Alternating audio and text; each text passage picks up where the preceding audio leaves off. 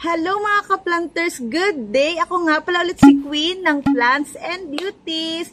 And welcome back sa panibago na naman video. At sa episode naman natin ngayon ay tara, samahan nyo ako dahil gagawa tayo ng cute na halaman na pwede nating i-display indoor or pwede rin naman outdoor. At napakasimple lang gawin ng pang-display na ito dahil simple lang din ang ating mga kakailanganin. Meron lang tayong 4 na kailangang gamitin para makagawa tayo ng pang-display na ito. Unang-una nga ay itong kung anong napili nyong halaman na pwede sa water, katulad ng mga Sansevieria, pwedeng itong mga dwarf version, or pwede rin naman yung malalaki. Pwede rin dito yung mga photos, katulad niyan, nasa ating background, at ito pa. And pwede rin dito yung mga syngonium, yung mga sisi plant, and pwede pa tayong mag-search kung ano pa yung mga ibang halaman na pwedeng mabuhay kung sila ay nasa tubig lamang. So, hindi muna tayo gagawa ngayon ng mga pating-pating mix. Mas less ang effort na gagawin natin ngayon. Sabi ko nga sa inyo nga pala is 4 lang yung kailangan nating gamitin para makagawa tayo ng ganito ka-cute na mga pang-display. Una na nga din ay itong halaman. And then, mga bato or yung mga pebbles. Ayan. Ito kasi yung available na pebbles dito sa aking garden. Kaya ito na lang yung gagamitin ko. So, kung meron kayo dyan nung mas medyo malalaki, pwede rin yun. And meron din na bibiling mga pebbles na merong iba't ibang kulay and mas magandang tingnan kung meron kayong ganon. And then, ikatlong gagamitin natin ay itong mga transparent na baso. Pwede rin naman yung hindi babasagin. Kung wala kayong available dyan na babasagin or yung plastic lang, basta transparent, ay pwede na rin yan.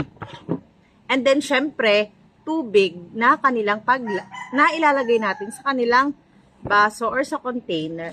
So, ayan, umpisahan na natin. Napakadali lang ng video na itong mga ka-planters. Alam nyo ba, naisip ko lang itong gawin bigla dahil ito yung mga Sansevieria na tinanggalan ko na nga sila ng lupa kasi nagkakaroon sila ng mga peste-peste or yung mga scale.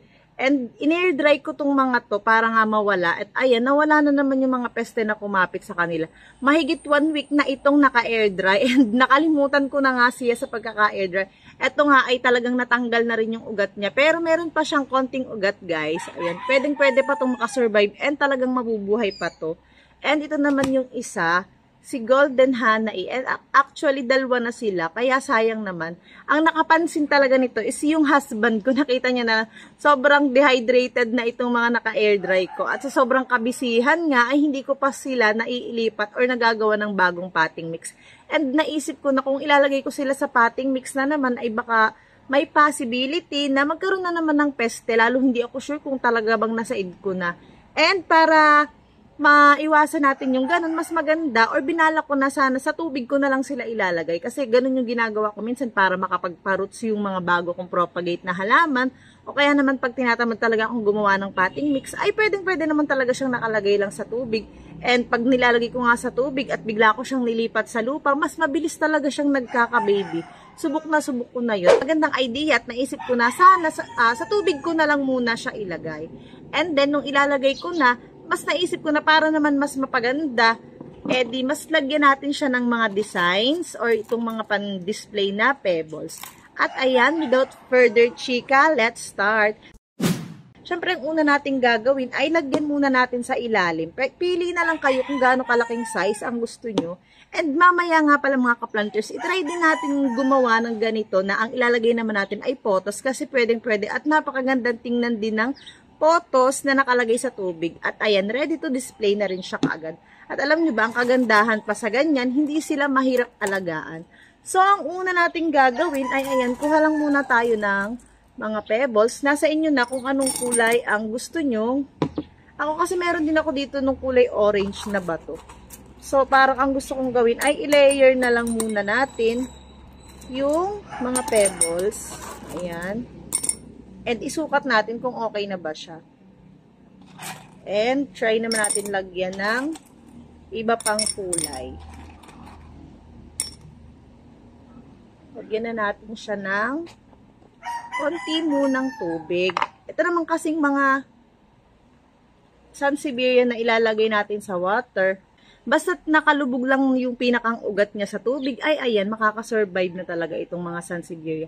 And 3 yung niready ko dito na baso kasi nga balak ko ng paghiwalayin itong dalawang sansevieria. At ayan, matagal na to sa akin. And ayan, ngayon ko lang talaga siya nahati. Sayang naman kasi nagkaroon talaga to ng peste. And akala ko nga ay itatapon ko na siya, kaya lang nang hinayang ako.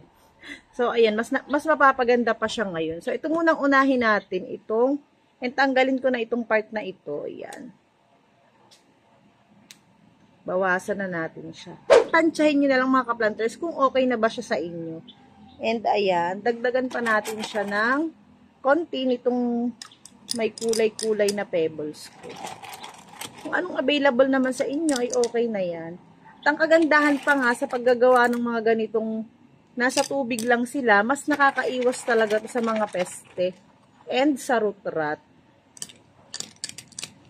Unlike kapag sila ay nasa lupa at pagkatapos ay nababasa-basa lang din sila at hindi naman past draining yung nagawa natin na potting mix, mas prone sila sa root rot. At ang kagandahan pa nga dito ay napaka-cute niyang tingnan. Pwede natin siyang palitan lang ng tubig once a week para hindi naman pamahayan siya ng mga lamok. And tingnan nyo naman mga ka-planters, sobrang cute. Make sure lang natin mga ka-planters na yung ugat lang talaga niya ang nakalagay doon sa tubig para hindi mabulok yung mga dahon niya. At ayan, ganyan siya. Diba sobrang bilis lang niyang gawin and ang ganda. Imbis na ilalagay ko lang sana siya sa tubig, ayan, mas gumanda siyang tingnan. Tingnan niyo naman, oh. Tapos i-display ko lang sana siya dito. Bala ko siyang i-display dito sa aming kusina. Oh, super cute. Ayan, bali hanggang dito lang yung nakalagay niya na tubig mga ka-planters. And kapag medyo nakikita nyo na malabo na yung tubig, that's the time. Kaya maganda rin na gamitin natin yung medyo malalaki na pebbles. And ito, katamtaman lang talaga itong size na meron ako. Saktong-sakto din nga. Kasi kung wala akong mga pebbles, siguro, ilulubog ko na lang talaga dito sa tubig. Ayan, ito na yung una nating nagawa. And then, gawin naman natin itong kanyang baby. Ayan.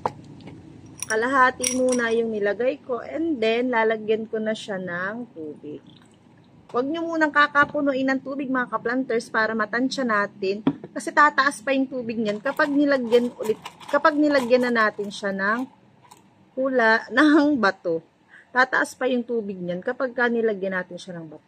And itaas nyo na yung ugat niya dun sa part na talagang malalagyan lang ng tubig. Huwag nyo lulunodin yung mismong mga dahon niya mga ka-planters. Make sure natin na yung ugat lang talaga yung nakasayad sa tubig. And ayan, dahil nalagyan ko na siya and feeling ko kulang pa siya ng tubig, that's the time na pwede natin siyang dagdagan. Yan. Super cute. Pwedeng-pwede na talaga itong pang-display sa ating mga shelves, sa mga computer table, kung meron kayong mga ganyan. And next naman, itong isa na nalunod na. Ito naman. Nalimutan ko na kung anong ID nito, pero isa din to sa magandang Sansevieria varieties na dwarf. At eto nga mga ka-planters, natapos ko na itong tatlong Sansevieria na aking ginawa. At naisip ko nga na ayan, since marami akong mga hanging photos or mga photos sa aking vertical garden, ay bakit hindi natin sila bawasan at yun naman ang ilagay natin dito sa isa kong baso. So tara, samahan nyo ako.